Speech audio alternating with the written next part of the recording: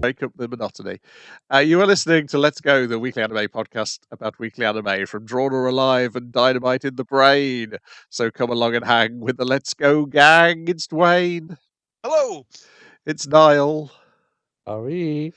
And it's me, Brian, a guy who is struggling with the addition to or 2 words before and. And it's We throwing did him 20 off. takes, and that was the Yeah. best one. Yes, so I expect at some point it'll be drawn under Live or Dynamite in the Brain, and I won't notice it. Dynamite or the Brain. Tough choice. Well, yeah, I mean, I think I have at some point called us Dynamite and the Brain, and when we were recording yes. We're talking anime with that aired March the 7th to March the 12th. 2026, starting with Tojima Wants to Be a Kamen Rider, episode 22, Shocker is on the move. In which our lads, they're still strategy fighting. Meeting down the pub. Yeah, after they've just done the rare 3-man cross counter. I do like that as their. I mean, yeah, we get the repeat of your one's rejection of his affections, and I think that realizing that she's not in love with him has broken her brainwashing. If you realize what love is, that breaks your brainwashing, I think, including not love. We'll see. Because she seemed very upset by the situation, understandably so. A middle-aged man has just propositioned her with affection. So, but yeah, the 3-way cross counter. That's when the other two have come back from their investigations to go like, "What the fuck are you idiots doing?" All just punching each other at the same time. But yeah, gives them the scoop and the skinny at the pub. And then obviously Tackle arrives. It's like, why didn't you fucking tell Tackle? Which is her correct response, I think, in most things, because as she's proven, she's the strongest one. Tournament proved it. It is. I think it's also a little bit of a gag for people who've read the comic because she is not here in this part of the story in the comic. Yeah. I'm really enjoying. I think this has caused a resurgence of fans of Tackle because I saw which like current Kamen Rider that there was a few of them recruiting and they saw Tackle who was like being like a housewife. She was cleaning the mats out the side from being washed. I think that's one of the direct-to-video spin-offs. Yeah. But they were basically like each Kamen Rider was trying to argue is like, I'm going to tell her that Stronger's not coming and that I'll be her man. That kind of thing is basically what they were trying to do. Yeah, it's one of the Kamen Riders. It's one of the Red Sentai, and it's Gavin, I believe. Yeah, you're right. Gavin. I knew. Yeah. Okay. Yeah, and that's how I knew it was from some sort of V Cinema spin-off gag thing. I don't think I've seen that one. I like the one where it's all the women assistants from various Kamen Riders teaming up. That's a good fun one to watch. Yeah, so she shows up. They have a run through various old episode of Stronger, and multiple episodes of Stronger, where continually additional Kamen Riders show up to help Stronger. But Tackle's not They're there all because like she's dead. And lore dumping at each other. Yeah, but the series never ran long enough to revive Tackle, which was the plan. But that's fine. I'm Tackle too. I'm the legacy character who's going to take up the mantle for a new era. So it's all cool that we all. It's fine. It's expected that we're all going to team up to fight a greater evil. I mean, they all teamed up to fight a giant like the Mountain Lord, the Mountain Demon Lord. It's like, oh yeah, of course. Like even he was too big. Let's go kick some ass. It's like have a whole plan to infiltrate this bitch. Yeah. They got the subtle plan of we're going to use our Shocker combatants. I also Tackle's thing of like, aren't you one of the fucking Shocker gangsters? And he's like, yeah, but I'm cool now. Because she's been out of it for that long, I guess. Yeah. The Shocker combatants are going to sneak in 2 of our Kamen Riders, and then the other 2 Kamen Riders are going to infiltrate on the roof. Like I'd say like ninjas, but they are being sensible and wearing like a little safety gear when they're coming in on those ropes. So and they'll wait for the signal and jump in if needs be. That's the vague plan. They're probably building of the Tokyo Dome skywalk, a lot of the lot of London football stadiums are trying to like drum up like more visitor interest ones. You know, you can like attach to a cable and walk along the whole outside of the thing. So the gantries are already in place for them. Fools! Should have locked that door. We also get a scene where Batman goes to see Spider-Man and is like, "Why the hell are you fighting this human? Why are you explaining to me his love of ramen and who's this woman?" Like initially, Spider-Man thing was like humans are way more interesting than you thought, and he's like, "What are you talking about?" It's like, "Whoa, that guy knocked you on his ass." It's like, yeah, they got like this inner fucking power, and if they have this core, it's unfucking breakable. And if we can learn about this, surely this will benefit like our thing. Also, he's competing with me for this woman's affection with the love of ramen. I mean, he didn't say it like that, but he lays out the subplot that he's found himself in, and then Batman is initially like, "Yeah, humans can be strong." What are you fucking talking about food for? Like, what does this have to do with anything? Yeah, this is part of the things of where it feels like it's assembling a narrative which works better for the TV out of scenes from the comic that play out in an entirely different order. Which is so between this and Tackle showing up for this fight that she's not in the comic makes me think they're planning an ending. And they don't necessarily expect a second season. I feel like they'll still they might leave it open for a second season, but like they're trying to get a satisfying enough ending. Because I think, I think all they need to do, because they've already written loads of extra scenes, so and they've got a fairly good grasp of the characters to write extra scenes. We would only take a few extra scenes to set the ball rolling, to set the introduction of the characters who would come after this. It helps that they're all very stupid, and I would believe they will get into a script like that readily. Yeah, and it doesn't feel like it's the Airmaster situation where it's. I don't know what they were thinking there, where the tournament is taken care of incredibly quickly in the anime, because I don't think it'd been finished being written in the comic. There wasn't enough episodes to deal with it. So I feel like this is going to actually be like an extended version of the finale of the Batman story from the manga. I'm all for that because it gives everybody more stuff to do. It's building to be more dramatic than what is in the comic. Like I feel like there's like a certain set of scenes I want to get to one. And this we could animate that as a big highlight.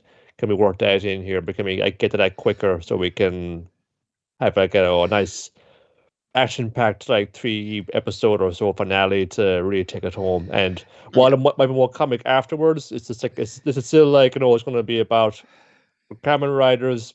Shocker is real. That means our passion is real. That means we're real. So that's I still like it's about the team to the story, even though there's more after that. So it's a good way to end it off. Yeah, it is weird that we're watching 2 shows this week, which both are going to involve evacuating the Tokyo Dome. Well, in this case, it has a 50,000 capacity, and the problem is they might all get turned into Shocker combatants, which I assume a bunch of them are, and we're going to have to wrestle them, which will be great. Whereas the other one is like, I think it's like 50,300 or something like that. It's slightly more, and it's in the sky, and it's to rescue them, but not by beating the shit out of them. I hope. We'll see. Also, will it work like if you just defeat the head vampire, they'll all be undone? That would be the simple solution. Do vampire rules like operate like to the letter here? If not, we'll just punch them until it's in sense. Because if you hit him real hard and tell him you love him, then it's for the brainwashing. It's also if they get the violence and remember what you love, idols. So that'll break the brainwashing, that kind of thing. Yeah, be nice. They get caught up pretty soon, though. While the cow and Yukarisu do a good enough job and say, "Yeah, we work for Shocker. Check ye out. See, it's us. Shoot, okay, wave them on through." But then the cows, these 3 little buddies who we thought would surely perish, is just like, "What's up, Anarchy? Didn't think you'd be here." It's like, "Boys, you're alive. What you got in that box, Anarchy? I don't think you want to interfere with our grand plan now, do you?" It's like, "Oh no, my boys, the brainwashed her. Vegetables, the zombies working for Shocker now." he's like, I can't believe you're alive, and it's like, yeah, we're alive. What the fuck are you doing here? Is basically their response. It's great. He gets so many teary-eyed scenes in this. I did like the one at the start of the episode where he's half bleeding from one nostril and then like snot coming out the other nostril because he's crying so hard. It's a good look. He has one punch and he will use this, I hope, to good effect. Or again, based on a preview for scenes you want to see, the Thunder Raiko versus Tackle matchup. Getting right in there. We gotta get that in straight away. The fans demand it. Yeah, like all great plans go to shit immediately. Yeah, we're gonna punch our way out of this like we always do. That's the best way to do it.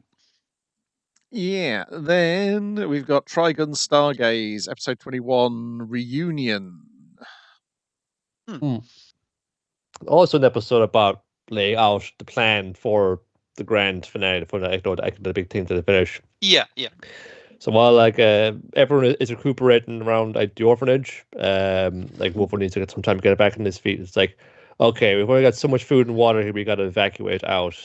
What's they got like a week's worth of food and water if they ration it, and it's just like they obviously already taken all of the vehicles out of the town to get to October. To get to October. Okay, yeah, the one last city that obviously Knives is going to attack. So they're like, oh fuck! So we need to either getting you there seems like a bad idea because that's where literally everything's going to go down. We're going to try and stop him before he gets there. But how about get all these kids out of here somehow? How about I bring you kids home to not to my house as your one? But we are like home, to your house. Beautiful, and say no, you misunderstand me.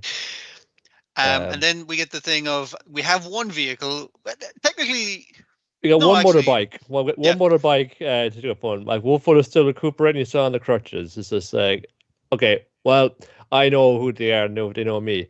Let's hop on this bike, and if I keep riding that way, I'll go it. All right. So long, suckers. And Vash rise up and immediately, fun. Immediately crashes in a cloud of dust and all this. There's his mangled body.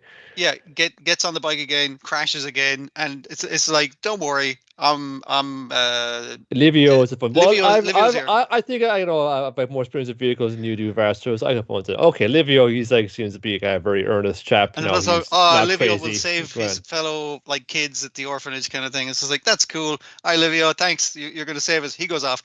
Crashes more spectacularly, breaking most of his bones and going like, oh fuck, my body's all fucked up. And then it's fine, kids, I can regenerate, see?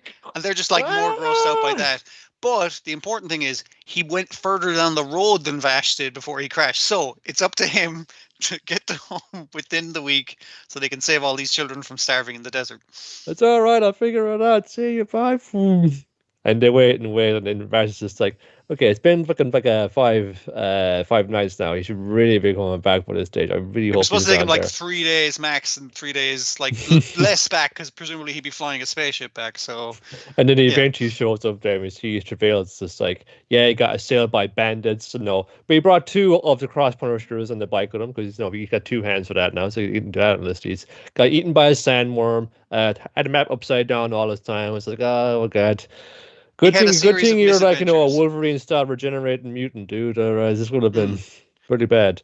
The stuff with Vash and the kids at the orphanage, I thought was really nice. Where he's telling them the stuff that his mother figure Rem told him, yeah. That Rem told him, of like you got this blank ticket, and like, where it goes, you get to decide. You get to write that ticket yourself, and you could be anything in the future.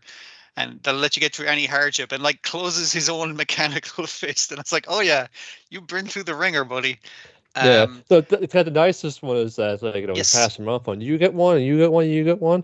And Wolfwood is just, and even Wolfwood is just going like fun. He's like, well, he's closing his hand on it. He hasn't been handed a pretend ticket, but he knows he has one as well. And the woman who runs the orphanage kind of smiling goes like, so you kind of see like Wolfwood is like, he, like all these other impressionable kids, has been won over by Vash's sincerity and niceness. Like, and I was just like, that's really good. Yeah. He's got some kind of hope for it, because he's like fun saying, hey, there's spaceships coming and they're going to take off this rock. We're all going to Earth, lads. Way. He's like, oh yeah, it's brilliant. Like, it's fun to see him like with his brush with death. He's like really embrace life. But like, so yeah. they get across. Olivia's there at home, and says it, and it's like, oh, just gotta fly us off here and like pick up these kids. And saying, we can't pick up these kids. What? Why not? No, we're gonna fly to them and drop off all of our kids with them and all the food and supplies you're gonna need because all the non-combatants from home. We're gonna need all the fun guns on this boat to try and take down and stop Knives from his plan to destroy the incoming fleet or last hope to get off this rock. But there's lots of kids, old people, and other non-combatants that like do not would be just like cannon fodder. Essentially, we're putting ourselves in danger, so we don't want to put the kids in danger. So if you would actually do us a favor and mind those kids there, we'll leave the supplies there, enough supplies for you to get off planet, assuming we do save the day in the end. And I was just like, that's nice, but it was kind of like the commercial break kind of thing. We won't take the kids, and it's like, oh, and it's like because you're gonna take them with all our supplies. That's fine. There's some good bits as well with Vash, like kind of like preparing the bullets and like loading them up, but he's infusing them with his magic and getting more. I was going to say gray hair. He gets black hair. Yeah. Each one more he infuses, and I was like, oh, that's a nice visual of him like loading his own life into these bullets essentially. Like, yeah, it's a cool bit. Is like Knives has more like fine control over their powers than he has. Maybe it's because, as he reminds us here, like Knives, he's like all the plans that he can like receive. So he kind of puts power out there. Like he pulls power from the dimension of infinite energy they're all doing from. But Vash can send and receive. That means he's more powerful, but it's more difficult to control. But he knows how to handle a gun. So if you just like basically he's making like silver bullets that will kill Knives specifically. He's like loading the gun with them. But he doesn't want to have Joe. As he explains to Livio and Wolfwood, I'm going to try and talk to him. He's my brother. I don't want. I'm going to try and talk him down. You know me. Not. I don't want to like kill anybody to do this. But I got to consider everything on the table. If you can't talk him down, though, if you can't talk him down, it's like, well, then I'll try and like pull the plant out of him because he's made a plant now. So he is more plant than he was before. So it should that should be doable. But how could I do it? Fortunately, our star reporter, while monologuing her plan, found out some very interesting information about Millie, and it's like, oh, she goes for a long line of sandworm herders, or Mr. Quaishat's Haderach, because you're like telepathically communicating with the sandworms. Like one of them is like like on their headphones saying, "Yeah, what? No."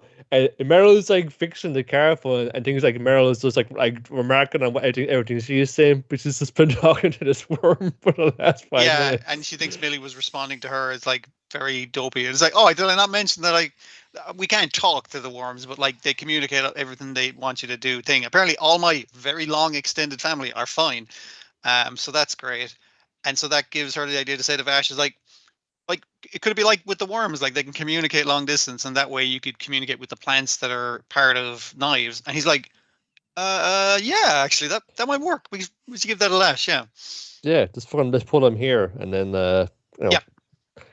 I basically didn't remark on, and it's more to the fore here, is that you see him around that after Puppet Master and Midbag the Horn Freak weren't killed off. They're just like, oh, we're just gonna like take you on a home, and you're just like gonna hang around with the kids and teach them like how to play music and make puppets and shit. And when they were like outside the room with Livio in the room, it's like, holy shit, is that Livio in the room? Is he here to fucking murder us? And then later on, they're part of the evacuees. Like they are the non-combatants. They have been defanged as combatants basically, and they're there. They give Wolfwood, it's like, here's our last couple of vials.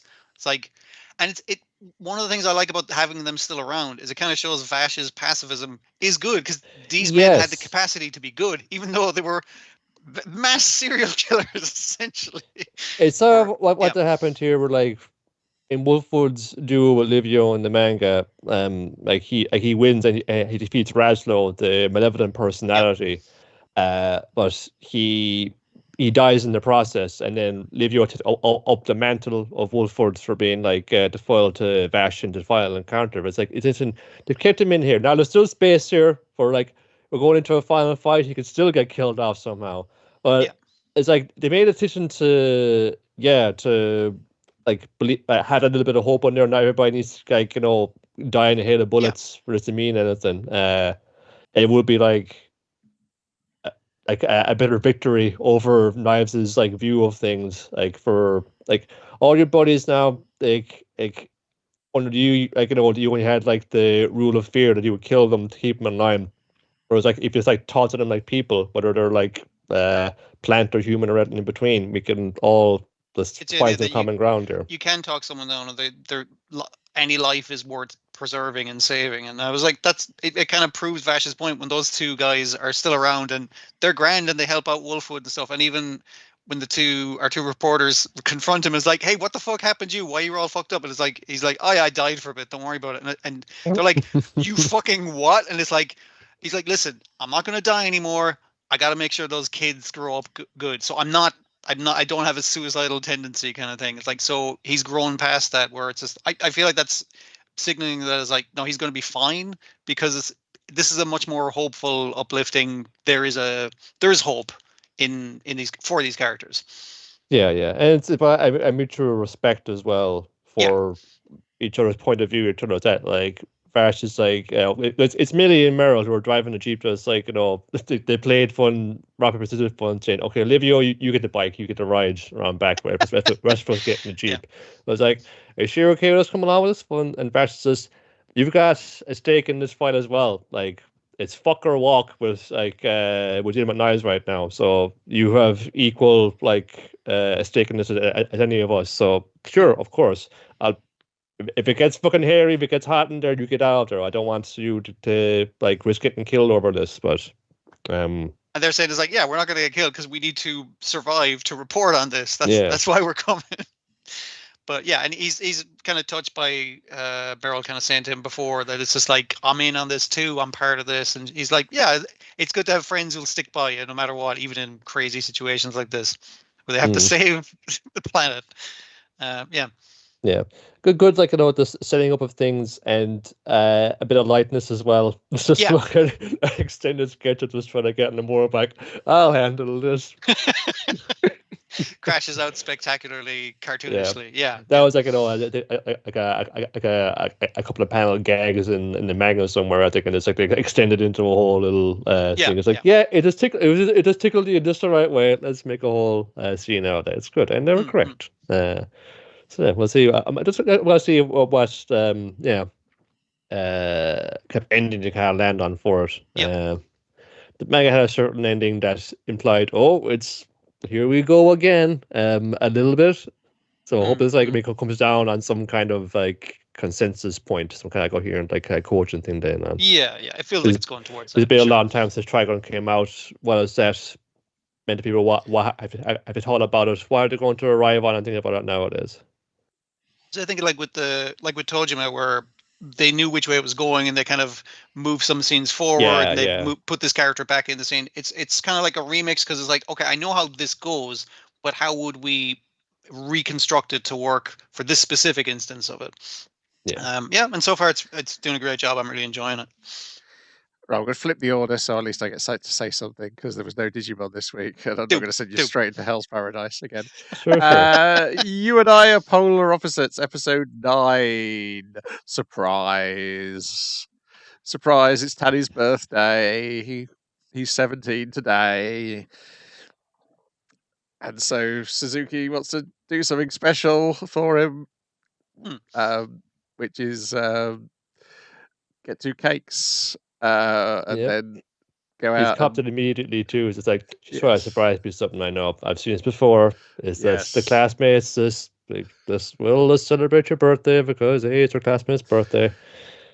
And they were kind of disappointed by his lack of reaction, even though he was quite touched. But it's just like, oh, thanks, guys. Unless the Pyra, they forget your birthday altogether because it fell on the same day as this other chick, and then everyone celebrates her birthday.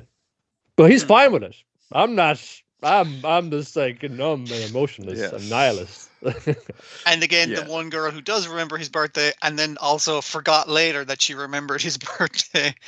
But I did like her reaction to Tanny's thing. It's like, wow, what age are you? Tanny's like 17. It's like, wow, I remember being young. And your one kind of going is like, we're all the same age. We're in the same year. That's how school works. We're all in and around the same fucking, good bits. Yeah. and then they go out and do things that Tanny wants to do for a change, and he panics because it's not going as well as he thought it was in his head. But she's enjoying it because turns out all she wants to do is hang out with him, regardless of what it is they're doing. And he's like, "Oh, I'm exactly the same." Because by this point, the show has basically become you and I are exactly the same throughout the polar Outwardly, opposites. we appear different. We are very compatible. Obviously, is the thing. It's a little, well, yeah, we're compatible more so because it is. This feels. I just try to find more fun. Saying, well, I don't mind hanging out with you. You know, from wherever we go is fine at that. But you still get this sense now when they have this date and fun saying it didn't go to plan, but we had fun anyway. You know, we made the best of it, and then we're about to split off and go home, and it's just like, well, this is what's it gonna be? And like Tanny goes, okay, I see. Go in for the hug. Go in for the hug. Hug is nice. Hug is a piece of Hug is very much appropriate. But Suzuki kind of knows, okay, I still see one of us would have to like make the plans to take us where we need to go to. So hug is nice. Smooch. It's just like, okay, this is where we need to go. One of us still needs to like, make the plans to take us where we need to go. I think that's going to be sort of what she brings to it. And he's good too, but that's how the dynamic that they have. I can understand that. Sometimes she needs to take the extra step. She can't just sit there waiting for him to kiss her. It's like, gotta take the initiative sometimes. And I was like, that's nice. Was this the episode that had the meme of her kind of thinking about the little sucker fish? Where she got that stuck in her head? Yeah. And she's like, I can fucking go for a kiss right now, kind of thing. She was just expecting it the whole time, but has to make it for herself. Yeah. Yeah. Not enough of all the other characters in this episode, for my tastes. Yeah, that's fair. Yeah, it's nice when they get a little more of them in the mix. We get a little bit while they're in school, but like it's mostly a lot of the date stuff. Yeah, there was. I think Tyra got some nice moments. He got in some this good. Yes, but it's just like, I love him. Just like Tanny goes to talk to him, and he's just like catching him after basketball practice, and he's again 17 years old and saying, "Oh Christ, I'm exhausted." It just has that aura about him. Yeah. And I wonder too if like are these like bread stickers everyone gets for the lunch is going to be like this sort of currency of love between people because they've had the Imada and Nishi for collecting the bread stickers, and then Azuma gave Tyra like one for him, and he happened to stick it on the back of his phone. His phone saying, "Hey, it's a sticker I gave you," and she's noticing that, and like I was pulling those two together. I think it's one of those like things of it is a school currency, that kind of thing, like Pokemon cards or whatever the fuck it happens to be at the time. But like, yeah, it's definitely going to be like to show that you giving these things is definitely a showing of affection. Yeah, especially the bit where like Tanny and Suzuki rolled up to the Konbini and Tyra's on shit is just like, in most of his phone saying, "Why are you here? Just buy something or get out and stop bothering me." Phone saying, 2 cakes and a chocolate. Tanny, you buying something? I got another chocolate too. Okay, 2 cakes, please. And here you go. Happy birthday, Tyra, man. Fun. Sorry, belated birthday. We missed it last week. We didn't realize, but at least we're giving you something now. And he's like, "Oh." Like, I thought that was like Tanny. That's a real stand-up move to make. They're real stand-up guy to do that, and I was very touched for that. But hey, Tanny is like is like a quiet dude, but he's not completely like socially like inept. He's picking up things probably from just hanging out with people more. It's like fun. Tyra's a good dude when you get down to it. He's too hard on himself. He just seems like a miserable old one. Yeah, but this little things like this and is paying more attention to the opening as I do in the fun. And the opening is like, they're doing like cute little TikTok videos and things like that. But it's also all about optical illusions, which is like things aren't what they seem. Things aren't always as they appear. It's like of course. Also a great like theme for an intro because you get 2 cute little like Lego models and shit like that. But again, it's like really quite easy to think the show. Very cute, fun, super adorable, and it's not really like holding back too many things at once. Saying, "Oh, the next stage of the romance," at once. That's just like fuck the ceremony at once. Saying just what feels right in the moment, and go from the smooch. It's good. They're not like hanging on for that to happen forever. It's just like, here we go. Yeah. The best joke is the mum saying, "Oh, did your date go well?" And she's head has turned She's into a a glowing glowing crystal cloud. heart. Yeah. It's also lost a bit of the visual flair it had in the first few episodes. I think over time, it's I'm enjoying it, but it's not the standout I thought it was at the start for me. I mean, we're past the three halfway point of like it of it like dropping a little, so it might pick up again is the thing. Everyone has off weeks.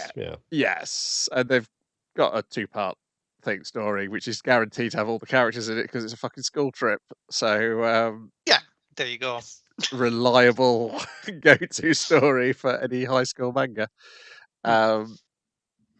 Then we got Hell's Paradise, a different school trip. Episode 22, Love and Karma.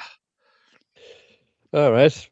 Got off from our plan to defeat the Jufa Taufa amalgam homunculus creature. We have 3 idiots and 1 surprisingly astute tactician and cunning mind here, who has to try and steer the other 3 idiots into like going on with a plan where they all agree with each other and won't want to kill each other to achieve it. The clever guy is the completely fucked up bandit, who is like the smartest guy there. The doctor, no, he's also one of the idiots, which is great. Great doctor doesn't know how to fucking use Tau for life of him. Gentetsu Sai also can't use Tau for he's got some kind of like animal primal grasp of it, but he's a hot idiot. He's also trying to kill Tom all the time because they're always rowing. But Toby is starting to kind of know something like I can't be coming into it like making all our plans. Thinking like Tomo's always been like the little brother who was always like following behind me, following me, catching up my coattails. But he's seeing him argue amongst all the idiots. And he's like, he used to just stay quiet back in the gang when we were bandits and shit. But now he's actually like asserting himself. He's coming into the thing while he's going like, I need to defend all these idiots from the thing, and I can't defend them all. They've all met a plan behind him, and their plan is stupid and crazy, but like running out and trying all the shit. And he's like, oh, like he's his own guy. He's actually like, he's not running the visual metaphors. Like he's not running behind me trying to catch up. He's running beside me. He might be my equal in power or planning or any of that shit, but he can hold his own. And he's not jealous or annoyed or anything. He's actually really proud of his brother for that. He was like half spooked because Rian was displaying, here's how we make our like talismans that display like the status of the person whose name is written up on it. It's just like, you can also see their future. If you aren't careful, you might see your brother get shut up with holes in some fight somewhere. So watch out for him. But he's kind of playing to the insecurities, playing to the fears. And say, he's his own dude. He's like he's good enough to infiltrate like the samurai clan, so that when it came down to like the thing where you would be the guy who's going to execute me, we're secretly in cahoots. So. I should respect them more at that, and that's good. I'm kind of putting good plans on the fly because they do have the kind of thing I said where the little dude can't use the Tau, but if you just swing him around and I conduct the Tau to him, you can like swing him like a sword, and you can attack their weak point, and it's effective. It's like now see, but the thing they did different is I assume the big lad with the missing arm was gonna roll Zolo him on the like Usopp, but it wasn't him. It was the other guy. I was like, okay, that's a good way to play it up. Where he's just like, hey, like he's saying is like he doesn't say like 3 o'clock or whatever. He uses like the angle of the dog. I can't remember the proper terms. Hour of the dog. So hour it's of the like dog. It covers in the clock, but it's like on. But he said like we're like I'm going to swing it at his. Like I don't even know what to describe it. It's like an entire bulb with like several heads and shit and weird wings. But like I'm going to say what part to attack, and that's where the core is. It's kind of where it is in the clock. Yeah, like no, like on the old like Japanese clock, they have the hour of the whatever animal, and it's like they go in 2 hour increments, so you get like a full day with the 12 animals of the zodiac. It's clever. Also clever is the design of the Jufa Taufa amalgam creature, where like it kind of switches like the sections of them. It's like we'll swap around so the other one can heal after getting wounded, and it basically like turns itself inside out, like one of those what the hell were those kids' toys called? Like Popples or something like that. There was one thing that you turned like a little fortune telling thing, or no, it's like a little stuffed toy that you can turn inside out to be like a different stuffed toy. Oh. There's a bunch of different ones like that, but it's like that, but like a horrible plant monster in the sky. It's a little different. Try to utilize again Tetsu's hot headed bravado for the better. He's just kind of tanking hits in there. Even like Fuchi is getting rid of bomb phones. And speaking as a doctor, which I am, he's getting fucked up right now. I'm not sure like even his like hot headed bravado can get through this one. But comes through with one saying, "Lads, I'm gonna make you an opening." Does the patented move which he's used to destroy many a dojo, the gate cleaving strike, where he just cuts their entire door down, but this time it's a monster and there's whoosh. I'm gonna open it up. You guys hit it where it hurts. Like that's the plan. Suppose the weak points do the fun cross slash and take them out the two weak points at the same time. Beautiful work, and you get this like brilliant, this complete split and approach to the now defeated monsters who are like rotting and dissolving in front of us now. Tau Fires is like swimming forward. Yeah. Yeah, her core has been split open, and she's like they're in like a swimming pool type situation, a shallow pool, and the doctor guy seeing this, like she's like calling for and reaching for her lover, and he's like there, it's okay, you can rest now, just take it easy, and he's just being empathetic and kind to her in the last moments, whereas the other guy hasn't quite been finished off because they didn't quite have the thing to completely destroy his core. She man's like, hey, those bottles of fucking your juice that I stole, I swallowed them earlier, and I'm gonna pour them on you because it's the anti what you are, and I'm pouring it on your regenerating corpse. Burning like, holy water, yeah. And everyone's like, dude, that's not fucking cool. And the big guy has to go over and like stab him to finish him off. And he's like, are you being merciful? He's like, no, I said I was going to finish him off, and I fucking did. So no mercy at all. It's like, sure, buddy. Yeah. Let's see how everybody else is getting on. So Sagiri and May, they just come onto there like bit of the palace, and there's Guifa, the bookish nerd, and saying, oh, what are you doing here? It's just like, there's not too much trouble, we'll let it get past. It's just like, yeah, sure, I don't see why we should fight. As long as you don't interfere with this situation that I'm guarding here, I don't really care what you do. Doesn't really make any odds to me. Just I'm told to guard this thing here, and don't piss me off. Other than that, like, work away. I don't really mind. Okay, we must get past it. It's like, I mean, it won't matter anyway because you're all gonna die. What was that? Psychic powers. It's like, don't fucking don't move. Like, I may not be like a martial artist or whatever a giant monster like Earthstone, but I got psychic powers, man. Kind of increasing gravity on her, like telling her get your hand off your sword. She's like, instead of taking out the sword to try and fight him, she's bowing down, going like, hey, sorry we invaded your island, but you guys are kind of complicit for luring humans here too. So both parties are wrong. Surely we can work this out. We are sensible, rational beings.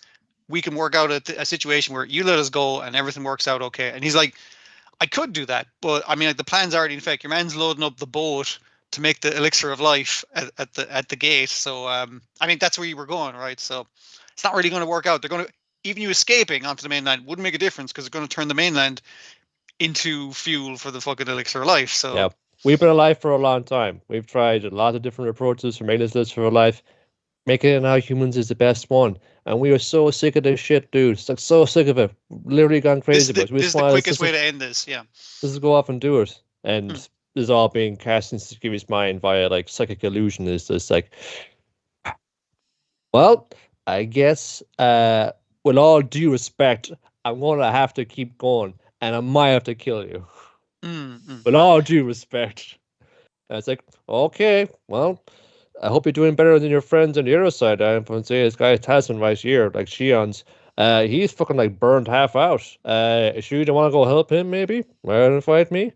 Cut across We'd cut to him earlier, like where he seemed to be like on the ground, like panting heavily. It's like, oh, he's completely fucked up. And it's not that he's taken damage, it's that he's killed the flower guy he's fighting over 200 times. Mudan, yeah, because again, cut back to this the meeting in the cave, and that's the great thing is saying we talked over every permutation of this back in that cave, so we can always like flip back and bring that forward again. It reminds me kind of like Blades in the Dark, where you can like flashback to we had this plan earlier, and this is what we're enacting now, that kind of thing. Yeah. So it's like, why are we getting a matchup with somebody who's like your opposite or not ideal, like element type? How do you do that one then? Well, if you keep fun chopping them, They run the, out of the regeneration. regeneration gets slower over time again, so it exhausts them a bit. Maybe it's just like, well, it might be 500 times, might be 1,000 times before you actually tire them out. Well, you're probably gonna like get exhausted long before they do. But by his count, or newer guy who's been keeping count, about 262 times you've chopped up. Was it Mudan here? There's And just piles of the corpses of this same fucking guy everywhere. It's like, oh, one of his legs is regenerating, chop. Oh, his head's regenerating, chop. It's like, oh, there's another one of him that's hid in the pile of his own corpses. It's like, okay, we're not going to rush in, kid. We're going to take this slowly and slowly kill this guy until he's super dead. Permanently dead. That's their vague plan. But he is wrecked from doing it. Because of course he is. He's wrecked from doing it, but he's coming in the same thing as like as Sagiri. It's like, while we're wrong to like when we come and invade their island, it's just like, well, he did lure us here and he did subject us to this really horrible and fucked up punishments for doing so. You did kill all my friends who were good people. Like the ones he's remembering are all like decent people, basically. So they're his executioners because they believed in something, that kind of thing. They didn't deserve to go out the way they did, and it's just like, so a little annoyed about that. Yeah. Yeah, he's the emotional type for being that they can't compose to us men. Takes something very personally. Yeah. And he will do so again. So they're putting out some results here. And Bassett Wall stuff. And it's one down. No, that's not quite one down. The first one was like the one we looked up with Kevin Mara getting chopped in half. Yep. More on them later. Let's see if we they're need okay. to come back to that fight yet, but yeah. It's nice that these are like no fun happening like no fun minutes ago. At the same time, yeah. Yeah, it was a fun. Yeah, it's like a rumor kind of did that a lot of fun thing. Moments ago, at the same time, this is happening in this part of the exam. It's just like, oh yeah, it's weird what it reminds me of. We're fighting this monster. So that's it for this week, is it? Well, it's not good. Well, we got like Golden Camel, wasn't it? No, I mean for that episode of Hell's Paradise. Oh no, it's basically we leave off on those two fights, and I'm not sure which one we're going to cut to next week, but maybe between them, Then we got My Hero Academia Vigilantes season 2, episode 10, 0 Hour, in which we're all getting ready for Captain Celebrity's farewell party. All the heroes keeps invited. Giving us the dictionary definition for calamity at the start of the episode, which makes you think, hey, maybe this party's not going to go great. The catastrophe would be like him showing that photo of his wife on stage that he's not meant to do. That was a major fuck up on him. It's not the worst thing he's ever done, but it wasn't great. The Fat Gum and what's her name? Is it Kaneko? Kaneko. Yeah. The crab police investigator. They're down from Osaka, teaming up with our boys Eraserhead, and I can never remember the detective's name. It's too long for me. Takauchi. That's it. And getting annoyed that they won't join in their Osaka-style comedy. Yeah, they're basically doing like a two-man manzai thing and trying to get Eraserhead in. Yes. And it's like, he's not fucking responding to it. Do I need to be the straight man in this? Because I'm usually the straight man.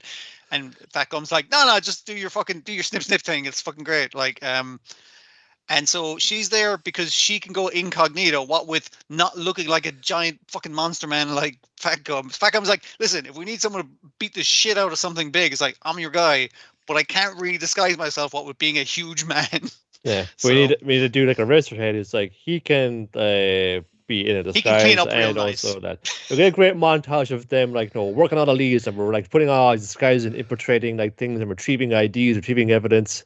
And what's especially fun about that is like, do we have to do this? Do I have to wear a suit? Do we have to? And she's like, give it a minute, hang on, we're nearly there. And then she's like, fucking bingo. And it was like, oh, it did actually pay off. She knows what the fuck she's doing. Eraserhead. You're very used to wearing a suit because one day you had to like wear one of those. You gotta make a big apology about something. But it's like, that's never going to happen to me. No, never going to happen. I never made a mistake that bad in my life. No way. But while they're going about in town, he gets spotted by our main guy, who's kind of like, whoa, Eraserhead just going out with her. Oh, that's pretty cool. You know what? Good for them.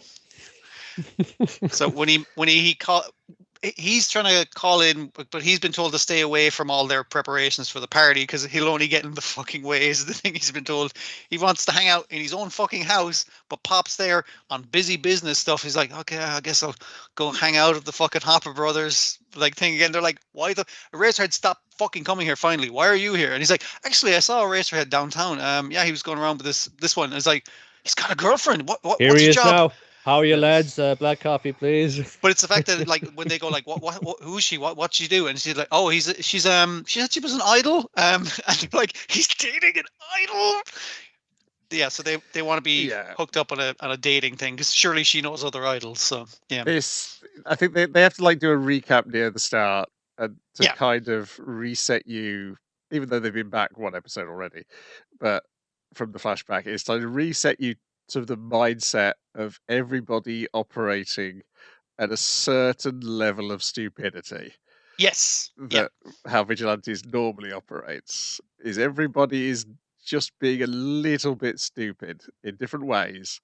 they're and that aware is of these much things more and the not energy. all this other fucking shit, and Yeah. that's what makes a lot of the fun of it. Yeah, Yeah, because with the Hunter brothers and Koichi, they're big. Yeah, it's like oh, you had to go out. It's like you had to come out. I had to leave the flat. But it was, yeah, but okay, besides you had to leave the flat. But why did you have to come here? And then this sort of stuff. Don't really but- know anybody else, so that's why I No. come here. everyone I know Yes. is currently engaged in shit that I'm especially told to fucking get away from. Yes, so, because you forget that when you see the cheer band for Captain Celebrity, it's like, oh yeah, that's a whole load of other characters from the season 1 who became Captain Celebrity's biggest fans, and they're back here. Yeah, and so the concert is taking place at the same time that the raid on the lab that they've discovered where the kidnapped people are being turned into monsters is. And wouldn't you know, they accidentally release the bomb But I Flying presume they hit some kind of dragon failsafe. bomb Yeah. guy monsters. people. One blows up at the lab. We don't see what's happened to our. Well, it's heroes. a Eraserhead like going like I can't stop them being giant monster gargoyle people, but I can stop them from exploding because that's a power. But we have our boy in the background with the scar on his face who has like a fucking detonator. It's like, well, we can't fucking do nothing about that.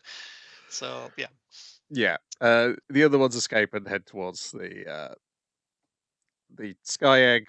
As he's kind of monologuing after jumping off one from the back of a van, saying it's like, well, I mean, like I was going to do this a little later, but I mean, like the party's happening right now, so might as well fucking the place has been raided, you know. Yes, might as Captain well do it now. Celebrity's having to do damage control after putting a photo of his wife and baby in front of the massive crowd, and It's then that and ringing ringing him his up. wife live, the and she's like, middle "What of the the fuck? night, It's yeah. 3 a.m. What are you doing?" It's like I forgot about the time difference. It's like I was just showing you pictures of some. It's like you didn't show it to everyone at work. If it's like 5 people, it's fine. It's like nah, but knowing you fucking showed everyone at work. If it's like 50 people, it's fine. He's like, it's 50. Oh, it's 50. It's 50.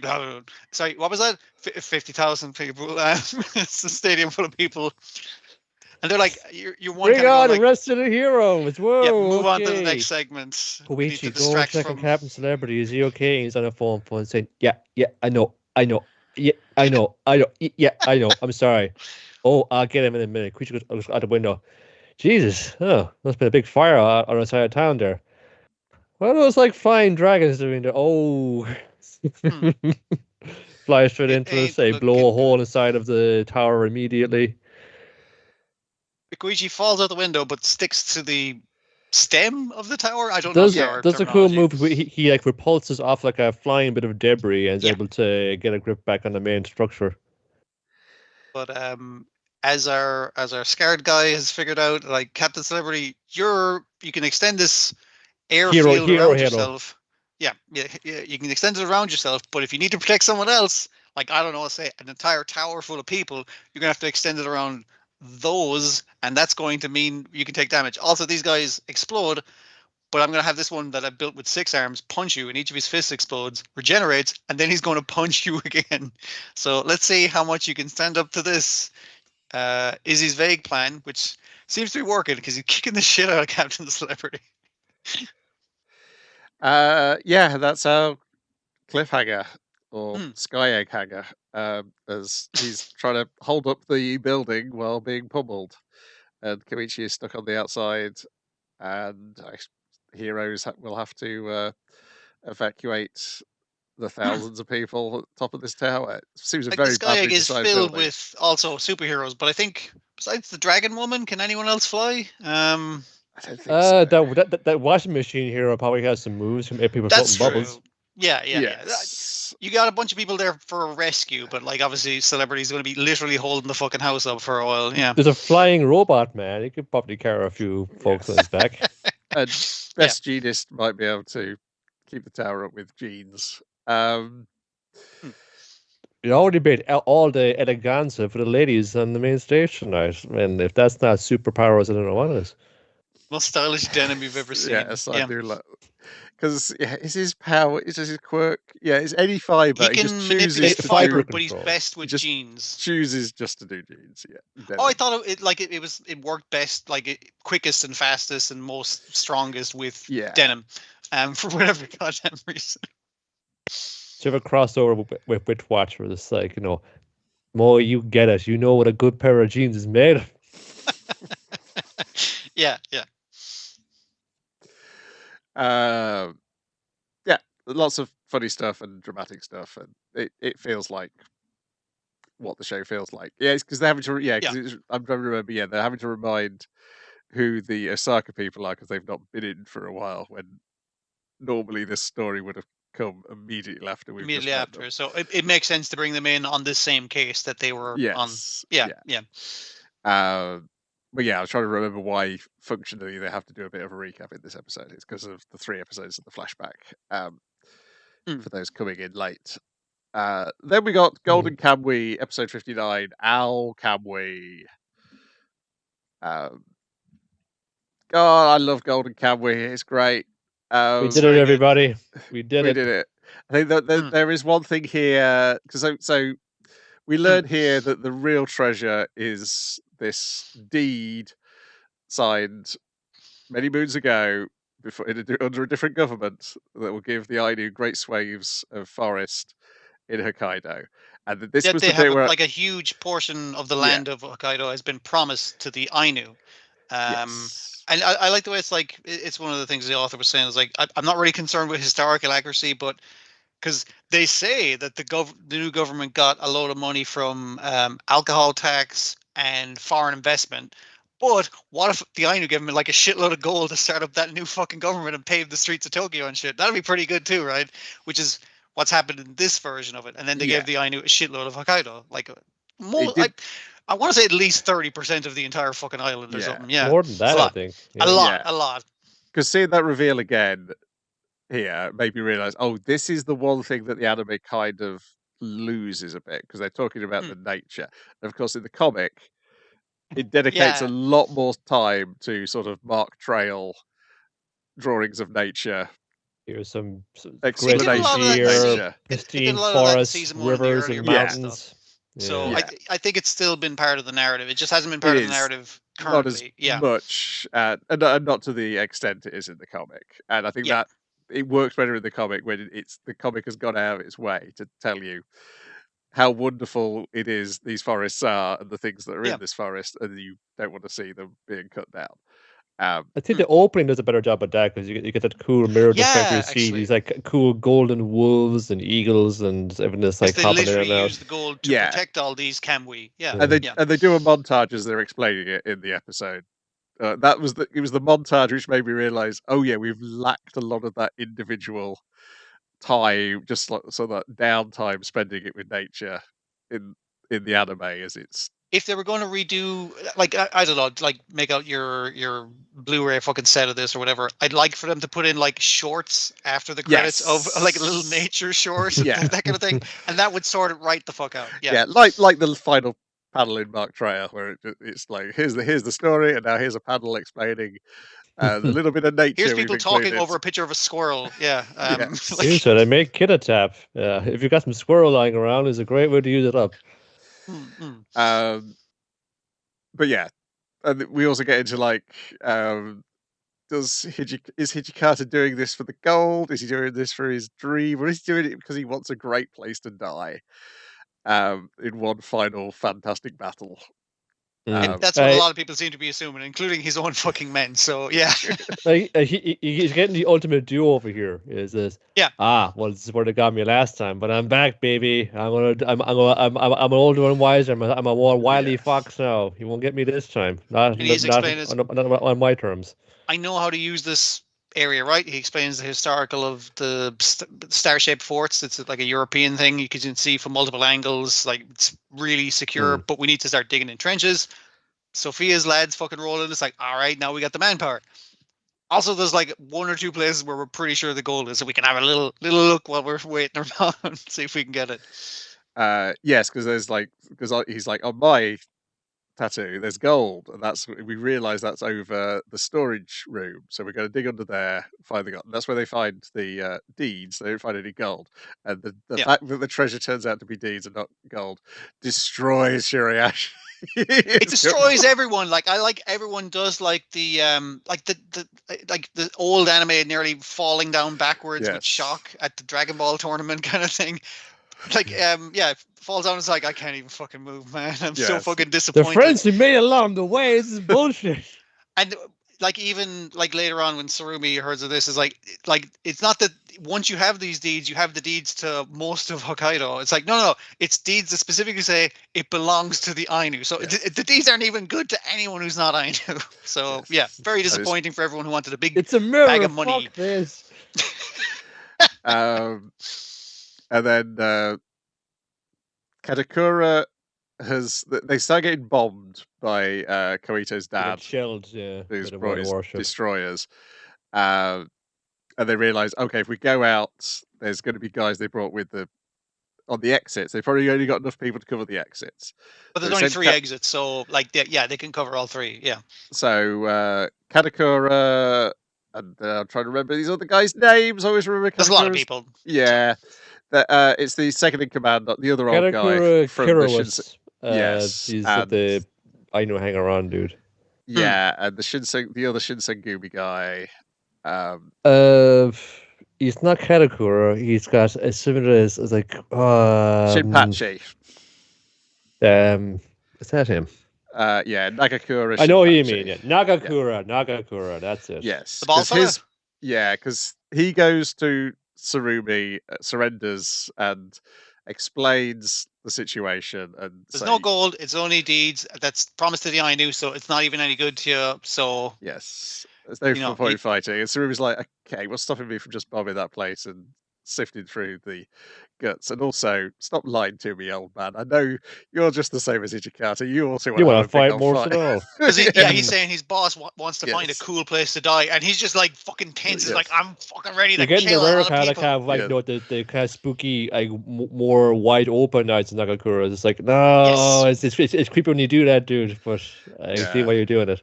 But he goes, yeah, you caught me in a lie, but how much of that lie was truth? How much can you trust that? Like, because I did mix in fucking truth in there to catch you, and then he throws some rocks, grabs some swords, start murdering loads of people. Runs into a house, kind of like passes by some fucking swords, and think he's like, nice. Things are going his way. Yeah, Katakura comes back, explains he's been successful because the bombardment stopped, and as he's leaving, wind blows his tattoo onto the exact spot where it was.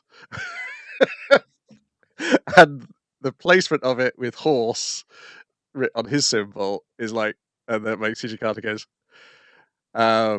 okay, we found the gold. It's there. We did need this tattoo. He's the luckiest man in the world. A breeze caused by the luckiest man in the world has shown us where the gold is. And just to prove this point, like as he's riding out with the lads, he's like, Jesus, a lot of flies are on today. And they're like, those are bullets. Get down. It's like, get away.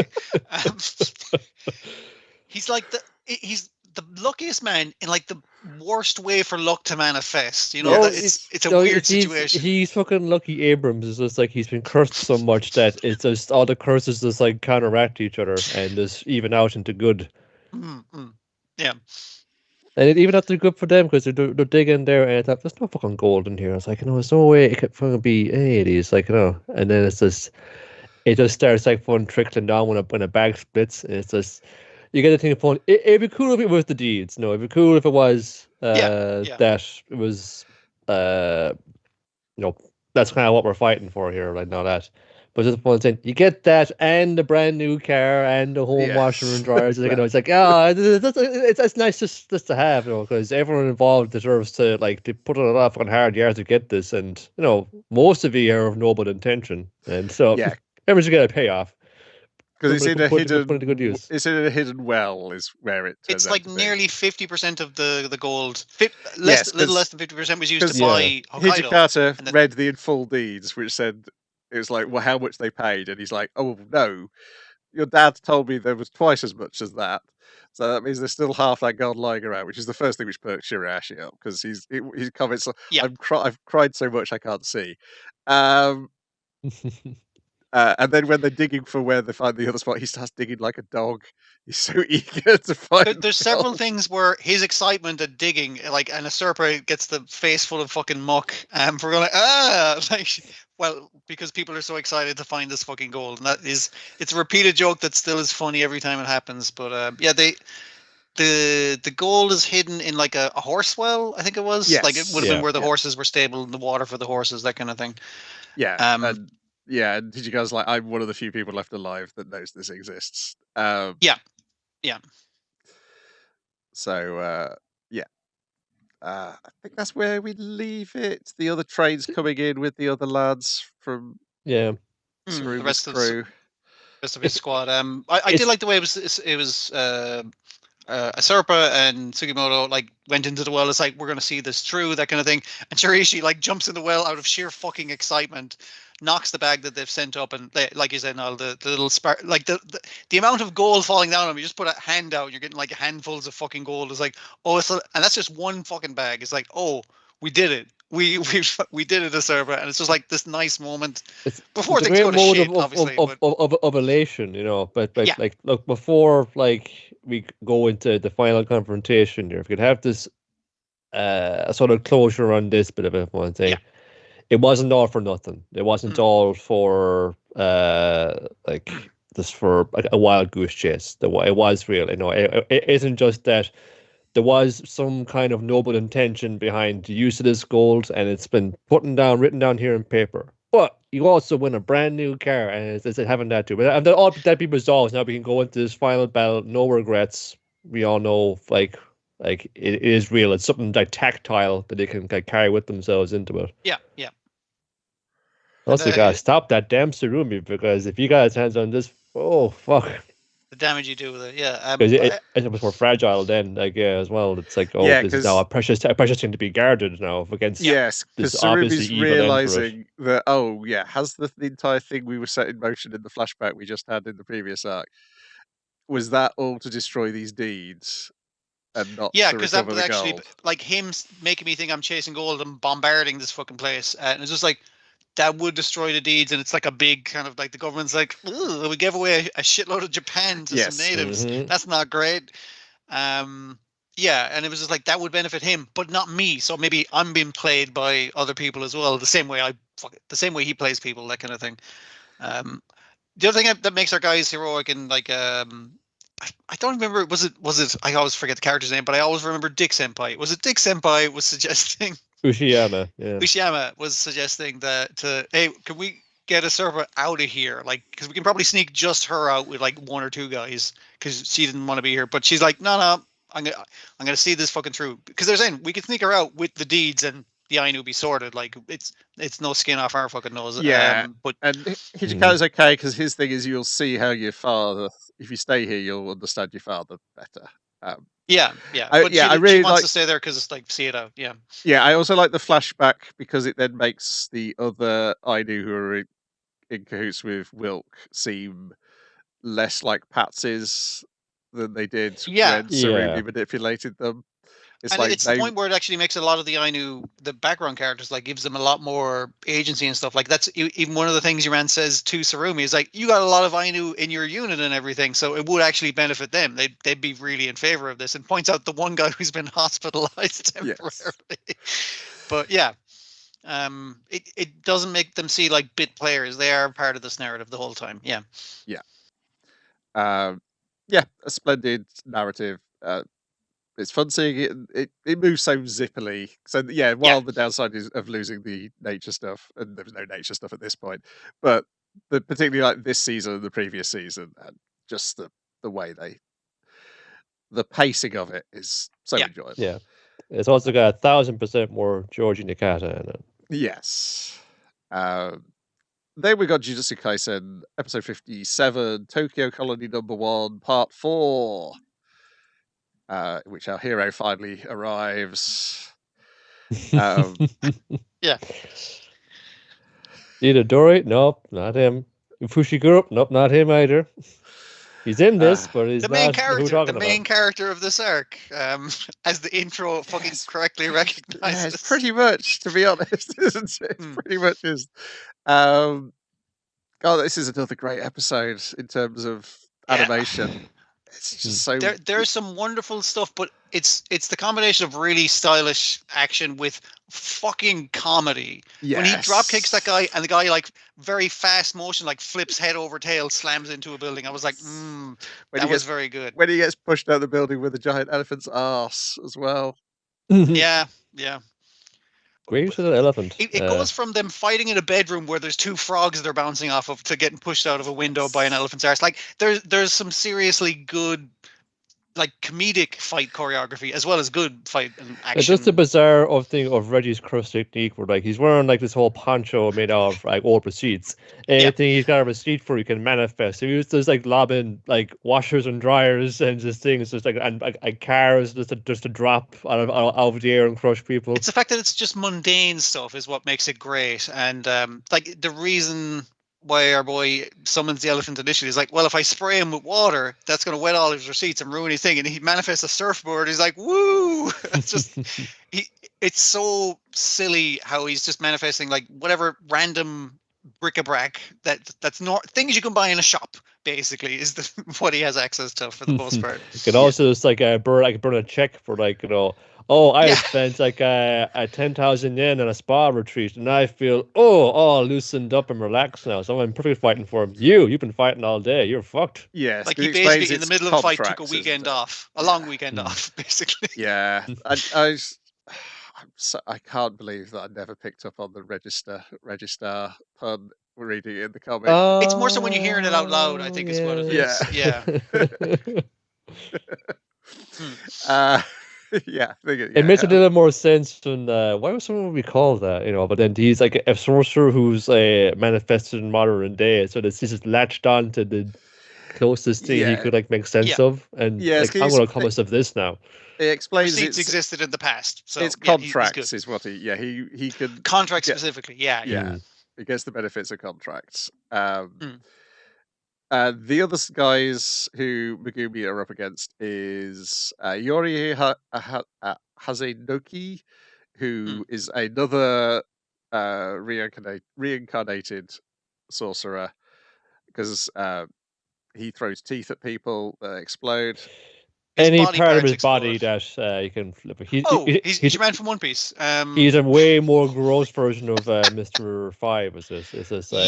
At least it grows back, but Jesus, he does have to tear the tooth out to fucking do it. And flicking them at you. Eyeballs and teeth are the main thing he goes for. There was one nice one where he did he explode his eyeball in his hand to propel the tooth faster at the guy. I was like.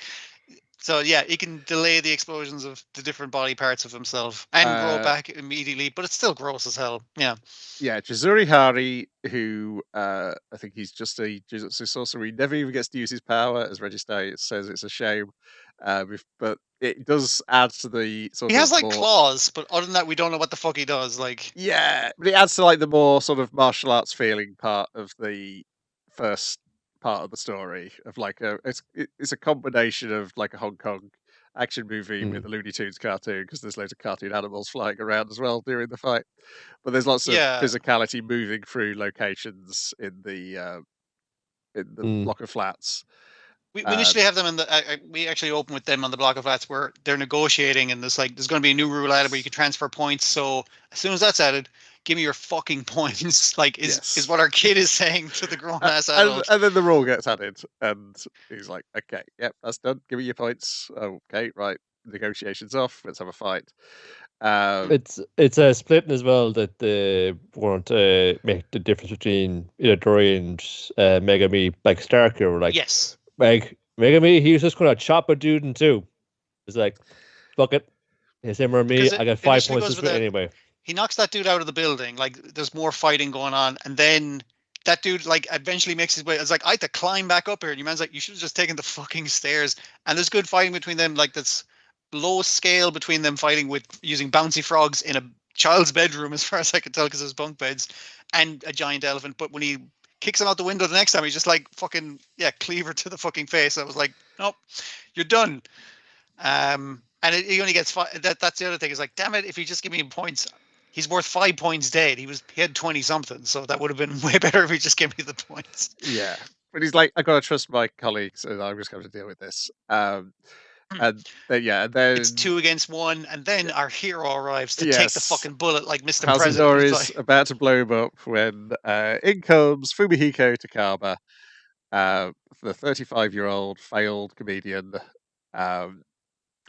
who will not allow a schoolboy to be blown up on his watch, and the pair of them sort of team up, but not before he tries to tell an amazing joke, which the length of the silence they give it in the cartoon is fantastic. And the awkwardness of every character there is like too serious to do anything about it. They're just kind of like, come on, man, why are you making that kind of joke in here? And they're just kind of like this. They're just awkward. Like, seriously, is he going to be like that? It's so lavishly animated. It's like, yeah. Like when they're trying not to make eye contact with this very cringy man, essentially, is the way they're treating it. Later on, get reduced down to child stick figure drawings of how dead ass that joke lands.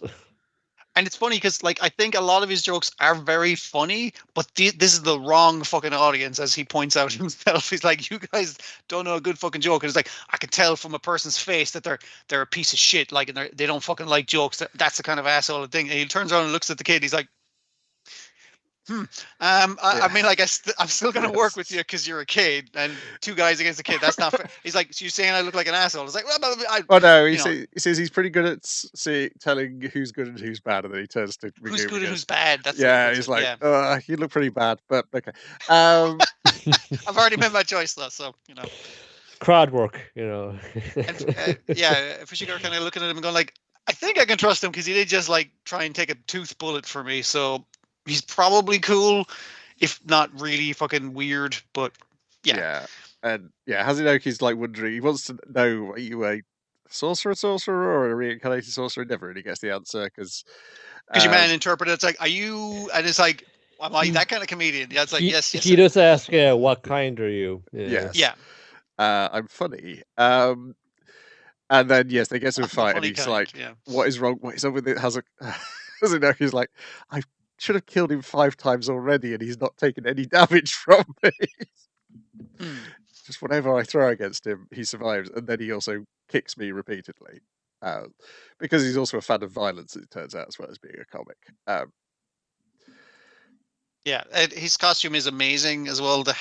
It's not actually half naked, it just is like same flesh tone as him, half of his own flesh tone, so it looks like he's half naked down the middle. But they're very careful in like the introductory shots as to draw it so it's crumpling like clothes, so it does look like clothes. Because I suspect in other shots it's not going to crumple like clothes, and it'll look more like it than he's. It's going to be too action packed to see. Like, it's like, should his junk have been on display there? It's like, no, he's wearing a costume. Yes, but also the costume is designed to have the curve so that it would be hiding his junk if it was really just half a costume. So yeah. Love of gods is not a cosplay challenge. No, don't do it. Yeah, and then they both pair off and fight, but we mainly get to Remy at this point has legged it. I think after the knife went through her face, I think that was the point at which she thought better of joining in with Reggie's fight. And also the kid kind of went, is like, yeah, listen, I know you're a piece of shit, but get the fuck out of here. I don't need to kill you for points, kind of thing. So yeah. He's lured Reggie to a high school gymnasium. He says, "Oh, what are you gonna want to do? Climb up here." Well, been working on a little something right here. It's just like, it's not ideal, but I thought this room is just about dimensions I can probably handle if I just I expand these rounds. So it's like domain expansion. It's like, shit, kid got domain expansion, and we can see like, hey, Megame's got some moves. I think it's the thing of, like you said, it's an incomplete domain expansion, but this is the space I visualized as a gymnasium in a like it's like a 2 basketball courts kind of thing. There's so many good bits, like even leading up to them getting there, where like at one stage he picks up a corridor with his infinite rabbits and like slams it through the gymnasium to make an entrance for himself. It's so good, man. Like the wolf, like the big werewolf one gets like a lot of the use, but the elephant and the rabbit's putting them up. But as he admits, these are like lots of other like shadow spirits that wouldn't normally use this much all the time, because summoning a whole elephant takes a lot out of you, would I believe. Reggie points out, is like, okay, so when you summon that wolf initially at the start of the episode, it's like I just threw knives into its mouth where it was like clutching its face, going like fucking ow, and it's like, so they don't recover immediately, which is why you're switching back and forth really quickly. Whereas I can recover with a 3-day spa trip using one of these receipts, and I'm good to go. He punched the corridor through a church where they had this conversation. And Reggie leaving the church when he's like, I'm just going to run away. And Reggie's like, I'm just going to manifest a scooter and come after you. Yes. A scooter, and I think he manifests like a phone so he can track the Nue he's adapted to modern life very quickly. He didn't just manifest like a Vespa or whatever. He manifested like a helmet, and like he knows what the fuck he's doing. I wonder, do they work like the servants in Fate, where wherever age we're summoned into, they immediately have all like the basic social knowledge of that age. Yeah. Or they have the knowledge of the person whose body they've gone into. I do wonder though, because there's a couple of guys we meet later who have not really modernized. That's because they're weirdos. They're contrarian, they're all set in their ways, even in their time. No talking about them.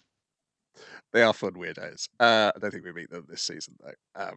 Yeah. I'm glad that what I'm really enjoying about this arc is like, it was rough in the comics. Like it had ups and downs. It had some good bits. It's like, and again, in adaptation, you're changing a lot of things, but it feels a lot cleaner and a lot more refined, and everything's coming across better than when I read it. It's reminded me a lot of what I enjoyed about to begin up with. A thing I really came across with this one is that we're getting a lot of action scenes that are set in the daytime. It's not clouded by murk, or they aren't in a shadow realm. Well, we're in a shadow realm now after Fushigoro's domain. Well, even at the end of the last season, like it was nighttime in a subway for like a considerable portion of the thing, so it was very dark and kind of gloomy. But yeah, a lot of daytime fights.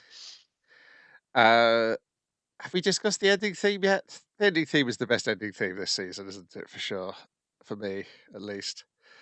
It's good, but it's like I kind of like a catchy theme, I like just the sadness in the singer's voice. I sort of like the Hell's Paradise one, actually, because it has this like kind of bluesy guitar thing going on to it, or it feels like it was a bit like an old Japanese 70s exploitation flick. Okay, kind of twang it like that and saying, yeah, it's appropriate because this feels like a real fucking grindhouse string. Ninjas and escaped convicts have to team up with samurai to fight monsters. It's like, yeah, it sounds like a welcome good time. Yeah, it's a big downer though. So maybe if the mood suits us, one you'd always put out an anime karaoke as well. And then. Oh, got hiccups now, so it's good time we're ending. Final thing, Ganglion, episode 22, The Rebellious Rookie Osagame. After our legitimate, like, hey, Captain Shadow's got his own problems at home. Who's that guy? Cliffhanger. We get into who that guy is. He's the newbie. He refuses to keep his hair in his mask. I told you to get rid of that ponytail. That's it. You're not out of the unit. Yeah. Bollocking from his boss does not convince him to do anyways, because it's nowhere in the friggin' ganglion contracts does it say he has to keep his ponytail inside his mask. So I guess he's fine. Yeah. He also seems to be pals with one of the squid monsters. Again, I guess the way the squid monster minions walk, it feels like it's somebody in a costume. Yes. And the other thing is, like, they're kind of like, it's like, well, we're just about wrapping up here. It's like, oh fuck, it's Hope Man, and he's in a hot air balloon going like, hey, oh, he's blowing off course. It's like, I guess we'll just fucking leave. Basically, that's a funny bit. We got bigger things on today. We got to do the photo shoots for the trading card game we're releasing about Ganglion vs. Hope Man. And that's also apparent that, like, different costumes is very much apparent there. Yeah, but Shadow is nicking golf equipment from the golf course as well. Which spoils war. Spoils war. Well, that may be important because that may be why they're being called into HR at the end of the episode. Yeah, it's like, listen, destroying the environment and shit, that's cool. Destroying golf course, it's fine. But like nicking shit, like petty larceny, like, come on, man, we can do better than this. It might be, but it's also the thing of like, and it has the previous episode, like, it references like the cool golf balls that he has that his Colonel Shadow's boss is really impressed with. Good stuff. We get a clearer picture of the boss from the trading cards as well. I like the way the boss's one is like a hollow foil. Because it's like, ooh, that's one of the ones you really want. Yeah. Okay, now give us your greatest Ojo summer laugh, please. 1, 2, 3. Oh ho ho ho ho! That's perfect. Okay, we think we're done with you. I don't think we've seen the other goons from like the different monster guys, because her ones all have horns like her, and I realize all our guys have little bat wings like Colonel Shadow. I was like, oh, they're all like themed to whomever they serve, that kind of thing. I was like, okay, I didn't cop onto that till now, for some reason. I don't know.